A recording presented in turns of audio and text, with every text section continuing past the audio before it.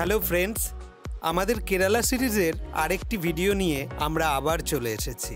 কেরালা ট্যুরের আজ আমাদের সপ্তম দিন। কাল সন্ধ্যায় ট্রেন ধরে আমরা আলেপ্পি থেকে কেরালের রাজধানী শহর ত্রিবান্দাম বা তিরুবনন্তপুরমে চলে এসেছি। উঠেছি টিকে ইন্টারন্যাশনাল হোটেলে। সকাল সকাল হোটেল থেকে বেরিয়ে অটো নিয়ে চললাম কেরালের বিখ্যাত পদ্মনাভ স্বামী মন্দিরে। মন্দিরটি তিবাঙ্করের রাজারা নির্মাণ করেছিলেন ভগবান বিষ্ণুর উদ্দেশ্যে। ভারতে যত মন্দির রয়েছে তার মধ্যে সব থেকে ধনী মন্দির হলো পদ্মনাভ স্বামী মন্দির। মন্দিরের ভিতরে ছেলেদের খালি গায়ে ধুতি পরে যেতে হয়, আর ভিতরে ফটোগ্রাফি একেবারে নিষিদ্ধ। মন্দিরের ভিতরের স্থাপত্য বাইরে থেকে কিছুই বোঝা যায় না। বাইরের গোপুরমটাকে দেখে ভিতরের মন্দিরটা কত বিশাল তা অনুমান করা মুশকিল। এজন্য মন্দিরের ভিতরে অবশ্যই যেতে হবে।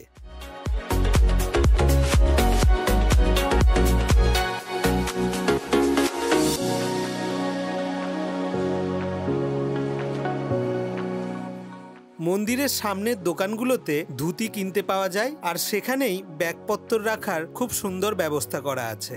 মন্দিরের জলাশয়ে কিছুদিন আগে পর্যন্ত একটা নিরামিষাশী কুমির ছাড়া থাকতো। রিসেন্টলি কুমিরটি অবশ্য মারা গেছে।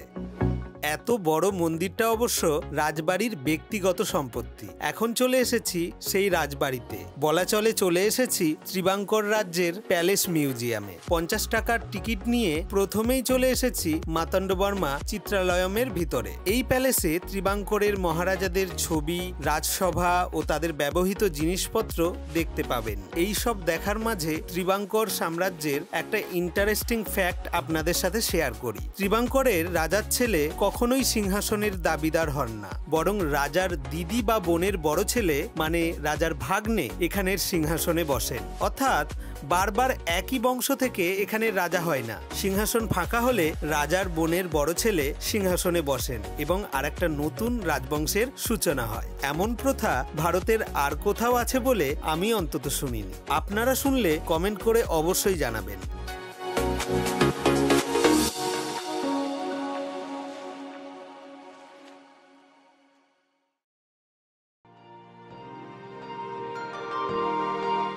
এরপর চলেছি একটা অভিশপ্ত পরিত্যক্ত রাজপ্রাসাদে, যেটি বর্তমানে হয়ে গেছে একটা ফেমাস মিউজিয়াম। এর নাম কুটিরা মালিকা প্যালেস মিউজিয়াম। এই প্যালেস ত্রিবাঙ্কুর রাজ তিরুনাল রামবর্মা তৈরি করেছিলেন, কিন্তু 1 বছরের মাথায় এই প্যালেসের মধ্যেই তার রহস্যজনকভাবে মৃত্যু হয়। সেই থেকে প্যালেসটি পরিত্যক্ত ছিল, আর বর্তমানে এটি একটি ফেমাস মিউজিয়াম। যদিও এর ভেতরে ছবি তোলা একেবারে নিষিদ্ধ। হোটেলে ফিরে চেক আউট করে চলে এসেছি পেট পুজোর সন্ধানে। কেরালা সেক্রেটারিয়েটের অপোজিটে Q9 নামের একটা ফেমাস রেস্টুরেন্ট আছে। দারুণ অ্যাম্বিয়েন্স আর খাবার দাবার দারুণ টেস্টি। কি করে জানলাম বলুন তো? আরে কাল রাতে এখান থেকেই তো আমরা ডিনার করেছিলাম, সেজন্য আজ আবার চলে এসেছি। এখানে আজ আমরা সি ফুড খাবো, সাথে কেরালিয়ান ট্র্যাডিশনাল খাবার দাবার চেখে দেখবো।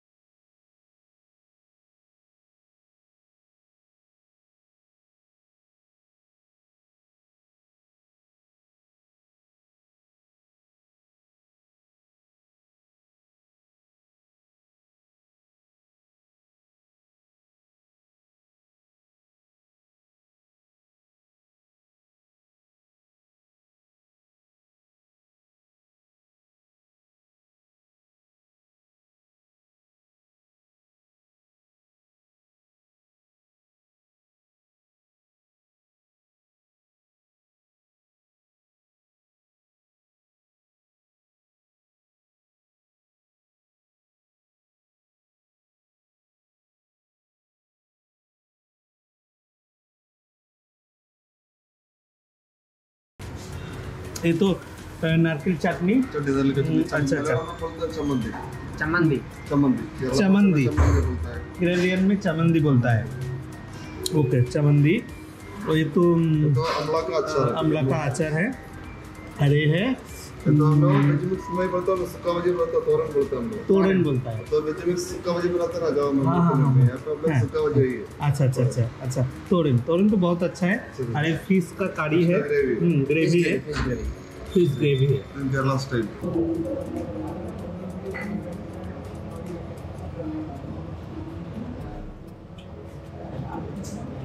তোরেন, এটা এক ধরনের শুকনো সবজি নারকেল দিয়ে তৈরি করা।